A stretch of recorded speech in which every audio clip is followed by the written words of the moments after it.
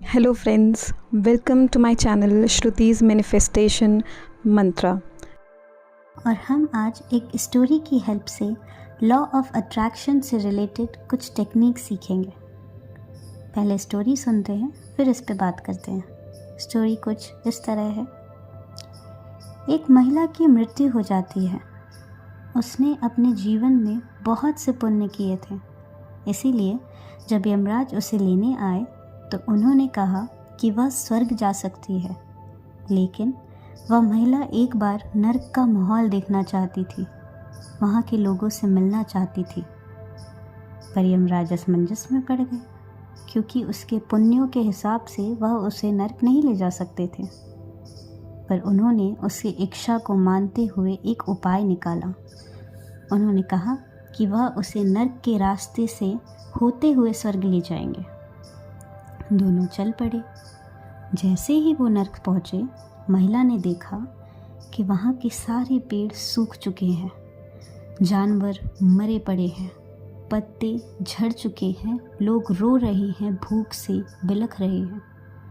महिला ने देखा कि यहाँ की स्थिति इतनी ख़राब है कि लोग एक दूसरे को मार रहे हैं, लड़ रहे हैं, काट रहे हैं। तभी महिला की नज़र 100 फीट ऊंचाई पर एक बड़े से बर्तन पर पड़ी। वहाँ से सौंधी सौंधी खीर की खुशबू आ रही थी। उस खुशबू से ही अंदाज़ा लगाया जा सकता था कि खीर कितनी स्वादिष्ट है। महिला ने एक आदमी से पूछा, इतनी अच्छी महक वाली खीर है तो आप सब भूखे क्यों हैं?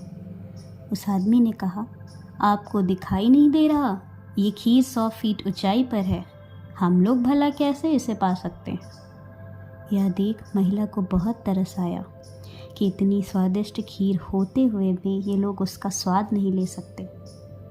फिर वह महिला स्वर्ग पहुंची। वहाँ उसने देखा कि लोग बहुत खुश हैं, आपस में प्यार से रहते हैं, पेड़ पौधे भी हरे भरे हैं, लोग नाच रहे हैं, गा रहे हैं, हंस रहे हैं।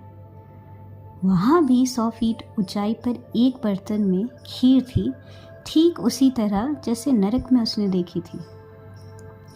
इसकी भी महक इतनी अच्छी थी कि किसी को भी मोहित कर दे। यहाँ वो लोग खीर खा रहे थे और स्वाद ले लेकर खा रहे थे। उस महिला ने एक आदमी से पूछा, भाई ये खीर तो 100 फीट की ऊंचाई पर है, तो आप इसे कैसे खा रहे हैं? उस आदमी ने कहा, हम सब ने मिलकर पेड़ों को काट काट कर एक लंबी सीढ़ी बनाई है, और हम में से कोई एक रोज़ उस सीढ़ी पर चढ़कर ऊपर जाता है और सबके लिए खीर लाता है। हम सब मिल बांट कर खीर खाते हैं, नए पेड़ उगाते हैं, साफ सफाई और जानवरों का भी ख्याल रखते हैं। यह सुनकर महिला ने यमराज की तरफ देखा। यमराज ने मुस्कुराते हुए कहा, स्वर्ग हो या नरक, सब यहीं इस दुनिया में है। मैंने दोनों जगह एक जैसी परिस्थितियाँ दी हैं। मैंने स्वर्ग और नरक बनाया ही नहीं, यह तो उन लोगों ने बना दिया अपने निर्णय से। जब मैंने बनाया था तो दोनों ही जगह हरियाली थी।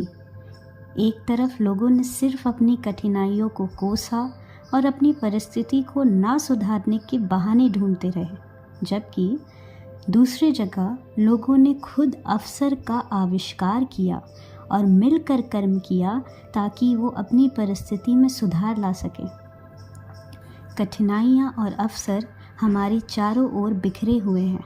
यह हम पर निर्भर करता है कि हम इन कठिनाइयों को केवल बाधा मानकर बैठ जाते हैं या फिर हर कठिनाई को एक नए अवसर में बदलकर उसका सामना करते हैं।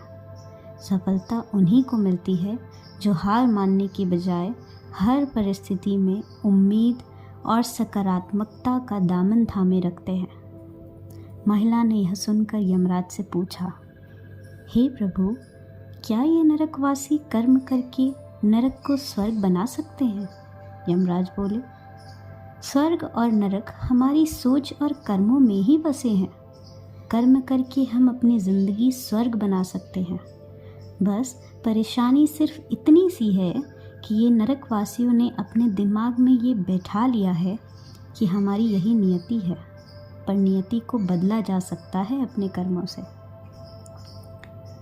आई होप आपको ये स्टोरी पसंद आई होगी। आपने क्या सीखा है स्टोरी से, कमेंट सेक्शन में ज़रूर लिखिएगा। नज़रिया बदलने से नज़ारा भी बदल जाता है। हमारे चैनल को लाइक, शेयर और सब्सक्राइब करिए ताकि मैं आपको लॉ ऑफ अट्रैक्शन से रिलेटेड और भी टेक्निक सिखा सकूं।